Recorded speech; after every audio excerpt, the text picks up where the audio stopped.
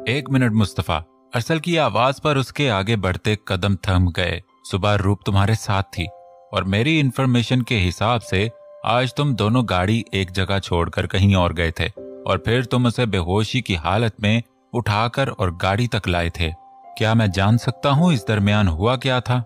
उसे अरसल से इस तरह के सवालात की तवक्को तो नहीं थी, मगर फिर भी वो भाई था और अगर एक भाई अपनी बहन की खैर खबर नहीं रखेगा तो फिर कौन रखेगा? हाँ अरसल, मैं भी तुमसे इस बारे में बात करने वाला था।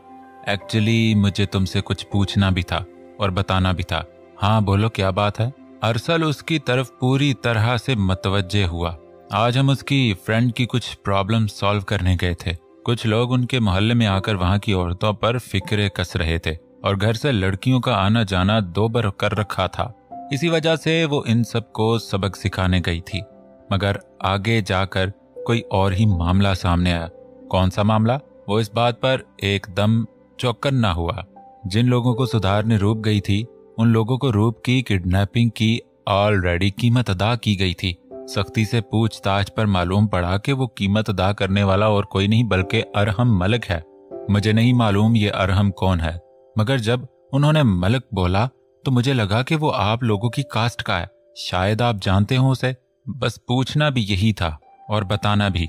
यही पूरी बात बताकर उसने अरसल के चेहरे की तरफ देखा, जो गुस्से की शिद्दत से सुर्ख हो गया था। डैड? अरसल की तेज धाड़ पर वो हैरत ज़दा हुआ। क्या हुआ अरसल? क्यों इतना जोर से चीखे तुम?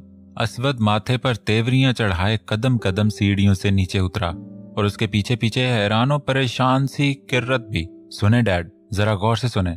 आपकी फुप्पो और उसके लाडले नवासे की करतूतें। जोर से मुट्ठियां बींचकर उसने अपने बाप की आंखों में आंखें डाली। कूल डाउन अरसल, आराम और तहम्मुल से बताओ आखिर बात क्या है? नो डैड, ना आज मैं कूल डाउन होने वाला हूं और ना ही अब वक्त आराम और तहम्मुल का बचा है। अब वक्त सिर्फ और सिर्फ कोई इंतहाई कदम उठाने का है। अरसल, कुछ बताओगे आखिर बात क्या है? अब की बार असवद गुस्से के साथ साथ झुंझला भी उठा। सर, मैं आपको बताता हूँ पूरी बात। मुस्तफा ने उन्हें अपनी तरफ मतवज्जे किया और जैसे जैसे वो सारी बात असवद के गोशे गुजार कर रहा था वैसे वैसे असवद के तासरात भी अरसल से कुछ अलग न थे। साथ ही साथ इस इंकशाफ पर किर्रत की भी आंखें फटी की फटी रह गईं। हमें अभी के अभी पुलिस को इन्फॉर्म करके अरहम पर केस करना चाहिए। असवद ने अपनी राय का इजहार किया। नो डैड, अब बात पुलिस और केस से कहीं ज्यादा आगे निकल गई है। बात मेरी बहन की इज्जत पर आ गई है। उस सांप का फन अब इस तरह कुचलना होगा कि दोबारा फिर वो कभी सर उठाने की जुर्रत न कर सके। अरसल के इतने खतरनाक तासरात से असवद को कुछ बहुत गलत होने की बू आने लगी। गाड़ी की चाबी उठाकर वो तेजी से बाहर की सिमत बढ़ा। तभी असवद की गिरजदार आवाज ने उसके आगे बढ़ते कदमों को वहीं बांधा। अरसल, वापस आओ। हम इस बारे में बैठकर ठंडे दिमाग से बातचीत करेंगे और कोई राह निकालते हैं। नो डैड, आज मैं वापस नहीं आऊंगा। ये राह बैठकर ठंडे दिमाग से नहीं निकलेगी, बल्कि अब मुझे जो करना है मैं वही करूंगा और मैं आपको गारंटी देता हूं, मेरे इस कदम के बाद आपकी वो फुप्पो और उसका वो नवासा दोबारा हमारी रूप की तरफ नजर उठाकर भी नहीं देखेंगे। उसकी पुरस्रार बातें असवद की फिलहाल समझ से बाहर हो रही थीं। क्या करने वाले हो तुम? उनके सवाल पर अरसल ने सख्ती से लब भींचे। अभी नहीं बता सकता डैड। उसके साफ इनकार पर असवद को हैरत हुई। ठीक है, जाओ, मगर एक बात याद रखना, अगर तुमने कोई भी गलत कदम उठाया तो मुझसे बुरा कोई नहीं होगा। असवद के इस कदर पुख्ता लहजे को महसूस करके जहां किर्रत ने उसका बाजू थामकर कुछ और बोलने से रोका, वहीं अरसल ने भी अपने कदम घर से बाहर की तरफ बढ़ा दिए। मुस्तफा ने भी अपने कमरे की तरफ कदम बढ़ाए। आखिरकार सब इसी के प्लान के मुताबिक तो हुआ था। बाकी सबको तो वो देख लेता, मगर ये रूप का अपना खानदान था। इन पर हाथ डालना मतलब शक की सीधी सुई अपनी तरफ खुद कर लेने के मुतरादिफ होगा। इसी वजह से उसने ये प्लान किया। सारा सच अरसल को बताया और उसका रिएक्शन उसकी तवक्को के ऐन मुताबिक आया था। सूरज की तेज किरणें सीधा उसके चेहरे पर पड़ी तो उसने कसमसाकर नींद से बोझल पलकों को बड़ी मुश्किल से वाह किया, मगर जैसे ही दिमाग बेदार हुआ तो उसके दिमाग के पर्दों पर एक एक करके कल रात के सारे मंजर घूम गए। आई हेट यू चांद मलक। पसंद तो मुझे तुम कभी नहीं थे, मगर आज के बाद मैं तुमसे सिर्फ नफरत करूंगी, सिर्फ नफरत। जब अपनी गुजरी रात पर उसने नजर सानी की तो कसूरवार सिर्फ चांद ही नजर आया। दिल ही दिल में उससे नफरत का इजहार करके उसने अपने भारी होते सर को थामते हुए उठने की कोशिश की, मगर अपना सर तकिए के बजाय किसी सख्त चीज पर महसूस करते उसे हैरत हुई। जैसे ही हल्का सा सर उठाकर देखने पर नजर चांद पर पड़ी, वो ऐसे उछली जैसे 100 वॉट का करंट लगा हो। ये 2 टके का मैनेजर मेरे इतने करीब। आस्तगी से उठकर उसने अपने खुले बालों को जूड़े की शक्ल दी और खूनखार नजरों से बेसुध सोए चांद को देखा। बेड के दूसरे किनारे पर बैठकर उसने अपने दोनों पांव चांद की कमर पर जमाए। 1 लब भींचकर उसने नजरें पूरी तरह से चांद पर जमाई। 2 बेड सेट को दोनों मुट्ठियों में मजबूती से थामा। एंड 3 पूरा जोर लगाकर उसने पांव की मदद से चांद को बेड से नीचे धक्का दिया। धड़ की आवाज के साथ वो नीचे गिरा। यकायक एक जोरदार चीख उसके मुंह से बरामद हुई। What the?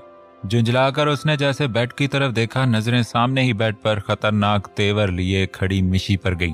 2 टके के मैनेजर चांद मलक, मेरी जिंदगी के ग्रहण, तुम्हारी हिम्मत कैसे हुई मेरे इतने करीब सोने की? चादर को कमर पर बांधकर वो लड़ाका औरतों की तरह जंग के लिए बिल्कुल तैयार थी। लगता है जंगली बिल्ली का सदमा टूट गया, ठीक हो गई है, तभी इतनी लाल पीली हो रही है। चल चांद बेटा, तैयार हो जा जंग के लिए। मुखालिफ पार्टी गोलाबारी के लिए तैयार है। लंबी सांस लेकर उसने खुद को तैयार किया। अरे ऐसे कैसे? अगर मैं तुम्हारे करीब नहीं सोऊंगा तो और कौन? इससे पहले कि वो अपना जुमला मुकम्मल करता, एक तकिया पूरी रफ्तार के साथ आकर उसके मुंह पर लगा। बकवास नहीं, निकलो यहां से, और खबरदार जो अब मेरे सामने आए, आउट। उंगली उठाकर उसने खतरनाक तेवरों से घूरा। तभी दरवाजा खटकने पर चांद ने चौंक कर इस आफत की तरफ देखा। मिशी देखो, ये चादर कमर से उतार कर सर पर ओढ़ लो, तुम्हारे सास ससुर में से कोई आया होगा, ऐसे अच्छा नहीं लगता। चांद ने इल्तिजा की, मगर उसे एक धेले का फर्क नहीं पड़ा। अलबत्ता दोनों बाजू सीने पर बांधकर उसने अबरू उठाकर उसकी तरफ तंजिया नजरों से घूरा। एक बार फिर दरवाजा खटकने की आवाज पर वो बेबसी से आगे बढ़ा। दरवाजा खोलते ही सामने अपनी माँ, डैड और तारा को देखकर उसका सर चकरा गया। मदद तलब नजरों से अपने डैड की तरफ देखा, मगर उन्होंने भी आंखें घुमाकर किसी भी मदद के लिए नो सिग्नल दे दिया। चंबेली ने जब सामने का मंजर देखा तो मुंह हैरत से खुला का खुला रह गया। ये लड़की कौन है तुम्हारे कमरे में चांद? उन्होंने हद दर्जा हैरत से सवाल किया तो चांद का सर शर्म से झुक गया। बोलो चांद बेटा, मैं कुछ पूछ रही हूँ। उन्होंने सवाल दोहराया तो चांद ने एक नजर फिर से अपने डैड की तरफ देखा। वो माँ, ये आपकी बहू है क्या? शदीद सदमे से वो उससे 2 कदम दूर हटी। नहीं, ऐसा नहीं हो सकता, रातों रात ये शादी कर रहा है और हमें इल्म भी नहीं। सलीम, आप इससे बोलें कि अगर ये मजाक है तो मुझे पसंद नहीं आया। उन्होंने सलीम का बाजू पकड़कर हिलाया, मगर बदले में उनका झुका सर देखकर उसे हैरत हुई। चंबेली, तुम इधर आओ, मैं तुम्हें सब समझाता हूँ। मुझे यकीन है जब तुम पूरी बात सुन लोगी तो इतनी हैरत ज़्यादा नहीं होगी। मतलब आप भी जानते हैं और आपने मुझे। इधर आओ तुम, मैं समझाता हूँ आपको। सलीम ने उसे दोनों बाजू से थामकर बाहर का रुख किया। तारा ने एक नजर शोला ज्वाला बनी मिशी की तरफ देखा और एक नजर अपने भाई की तरफ। मुंह पर हाथ रखकर उसने अपनी हंसी दबाई। वेलकम भाभी।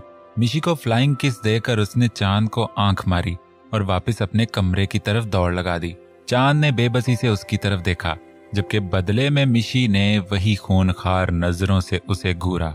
इससे पहले कि वो कुछ बोलता, फोन की रिंगटोन ने चांद की तवज्जो अपनी तरफ मबजूल करवाई। स्क्रीन पर अरसल कॉलिंग जगमगाता देखकर वो कॉल रिसीव करते ही कमरे से बाहर आया। Are you sure? यार तुम ये सब करोगे? हाँ, बहुत जरूरी हो गया है ये करना, मगर मैं एक बार फिर से बोलूंगा, सोच ले, इस लड़की की कोई गलती नहीं है और ये इतना छोटा फैसला नहीं जो तुम गुस्से में आकर यूं ही ले लो। चांद ने अपनी तरफ से उसे समझाने की पूरी कोशिश की। देखो चांद, तुम मुझे गलत मत समझो, मैंने ये फैसला जल्दबाजी में जरूर लिया है, मगर बिना सोचे समझे बिल्कुल नहीं। आज तुम मेरा साथ दे दो। मगर यार, जब से तुम उसे यहाँ लाए हो वो रो रही है बेचारी। मेरा यही मशवरा है, इस मासूम को उसके घर छोड़ाओ। चांद ने एक बार फिर अपनी राय दी। नहीं यार, कौन से घर भेज दूं इसे, वो घर जो उसका अपना है ही नहीं। जहां सुबह शाम वो गुट गुट कर जीती है सिर्फ रानी आंटी के भरोसे, उसे आज एक दिन रो लेने दो। इस एक फैसले से मैं तो शिकार करूंगा। पहला, मुझे उसे अपनी जिंदगी में लाना है और उसे उसकी सही पहचान देनी है। दूसरा, चाहे कुछ भी है, अरहम उसे अपनी बहन मानता है तो मेरे इस फैसले से मैं उसे भी काबू कर सकता हूँ। व्हाट? ये तुम क्या बात कर रहे हो? कौन सी पहचान की बात कर रहे हो तुम? मुझे कुछ समझ नहीं आ रहा। वो झुंझला उठा, मगर अरसल के चेहरे पर सुकून ही सुकून था।